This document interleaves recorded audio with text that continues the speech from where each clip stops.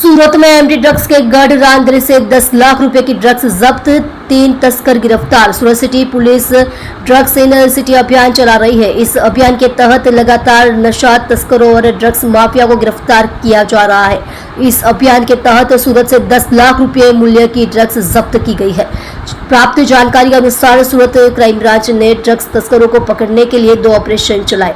आखिरकार सूरत crime branch ने 10 लाख रुपए की ड्रग्स के साथ सूरत से 3 तस्करों को गिरफ्तार कर लिया है। पुलिस ने आरोपियों को 80.140 ग्राम एमडी ड्रग्स जब्त की है। खुलासा हुआ है कि ड्रग्स मामले में गिरफ्तार दोनों आरोपी आपस में साले बहनोई है। सूरत क्राइम ब्रांच ने पूरे मामले की गहन जांच शुरू कर दी है।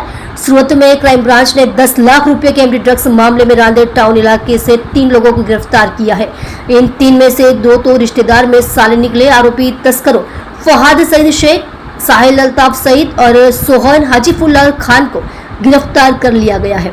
आरोपियों के पास से 80.140 ग्राम एमडी ड्रग्स जब्त की गई है। सूरत क्राइम ब्रांच ने सबसे पहले आरोपी फहाद और साहिल को एमडी ड्रग्स के साथ गिरफ्तार किया। पुलिस ने सोहन को प्रतिबंधित एमडी ड्रग्स के साथ भी पकड़ा है। आरोपी सोहन के पास से ड्रग्स मिलाने का कच्चा माल बरामद हुआ है।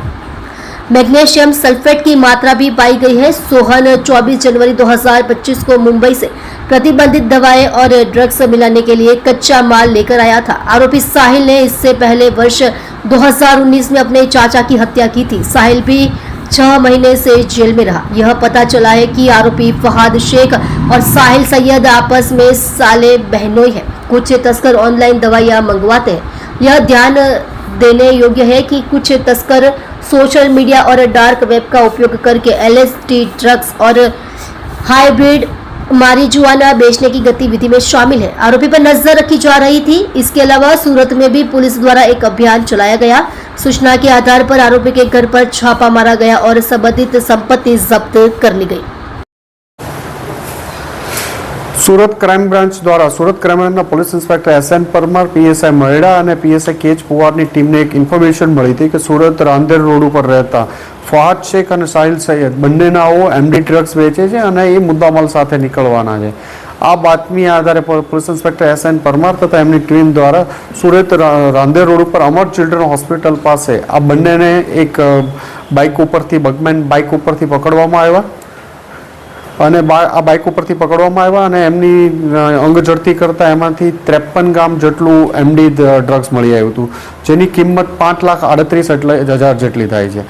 આ લોકોની પૂછપરછ દરમિયાન એક બીજું નામ સામેથી આવ્યું કે આ મુદ્દામાલ ક્યાંથી લાવ્યો હતો, તો એણે સોહન હજીઉલ્લાહ ખાન રાંદેરનો રહેવાસી છે એનું નામ આપ્યું હતું। ક્રાઇમ બ્રાન્ચની બીજી ટીમ દ્વારા એના ઘરે વહેલી સવારે ફરીથી રેડ કરતા એની પાસેથી પણ એના ઘરેથી આપણને બીજું 27-23 ગ્રામ જેટલો મુદ્દામાલ બીજો પણ મળી આવ્યો એમડી ડ્રગ્સનો અને પ્રતિબંધિત ન કહી શકાય પણ મેગ્નેશિયમ સલ્ફેટ જેવું એક એસિટિક વસ્તુ ત્યાં એમના ઘરેથી શંકાસ્પદ પદાર્થ મળી આવ્યો છે, જે 1400 ગ્રામ જેટલો છે અને એ આની સાથે મિક્સ કરતો હતો એવું એમનું પ્રાથમિક દ્રષ્ટિએ કહેવું છે। અને બંને જગ્યાએ અલગ અલગ રાંદેર પોલીસ સ્ટેશનમાં અને ક્રાઇમ બ્રાન્ચમાં ગુનો દાખલ કરી આ લોકોની ધરપકડ કરી અને તપાસ ચાલુ છે। સોહન અને ફહાદ અને સાહિલ બંને 2022માં 33 ગ્રામ કોકેન સાથે સુરતમાં પકડાઈ ચૂક્યા છે।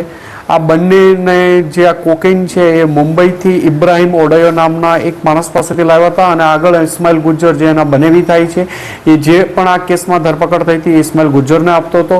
એની બહેન હિના જે સાહિલની બહેન હિના છે એને પણ એસઓજી દ્વારા 500-400-500 ગ્રામ એમડી સાથે સુરત શહેરમાંથી ધરપકડ કરવામાં આવી હતી।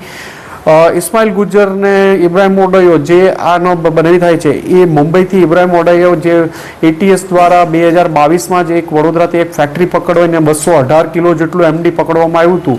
એનો મુદ્દામાલનો રિસીવર ઇબ્રાહિમ ઓડયો હતો અને ત્યાંથી પણ માલ ઇસ્માઇલ ગુજ્જર લેતો હતો। આ ઉપરાંત સાહિલ એના સગ્ગા કાકાના મર્ડરમાં પણ 2019માં ધરપકડ થઈ ચૂકી છે। એની કોકેનના કેસમાં થઈ છે, વેપન સાથેની એમની ધરપકડ થઈ છે। આ લોકોની એરેસ્ટ કરી અને આગળની એ લોકોની પૂછપરછ ચાલુ છે અને એમના 3 દિવસના ફહાદ અને સાહિલના રિમાન્ડ મેળવવામાં આવ્યા છે।